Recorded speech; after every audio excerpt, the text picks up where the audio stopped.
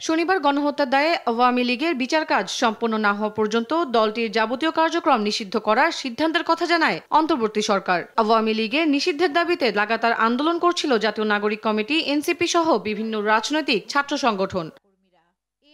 রোববার সেগুনবাগিচায় এক সংবাদ সম্মেলনে ঢাকা রেঞ্জের নবনিযুক্ত ডিআইজি জানান, আওয়ামী লীগের কার্যক্রম নিষিদ্ধ, তাই দলটি ঢাকাতে সাংগঠনিক কার্যক্রম চালানোর চেষ্টা করলে ব্যবস্থা নেওয়া হবে।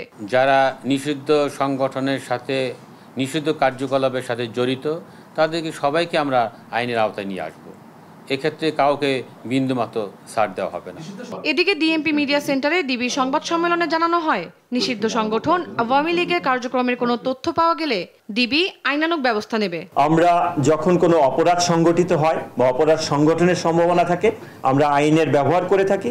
তা ভবিষ্যতেও এক্ষেত্রে যখন আমাদের কাছে এ ধরনের অপরাধ সংগঠনের কোনো সংবাদ থাকবে বা সম্ভাবনা থাকবে বা অপরাধ সংগঠন করবে, সেক্ষেত্রে আমরা আইনের সর্বোচ্চ প্রয়োগ সেক্ষেত্রে আমরা করব। আওয়ামী লীগ, ছাত্রলীগ, যুবলীগ সহ দলটির বিষয়ে গোয়েন্দা তথ্য সংগ্রহ করা হচ্ছে বলেও জানান এই যুগ্ম কমিশনার।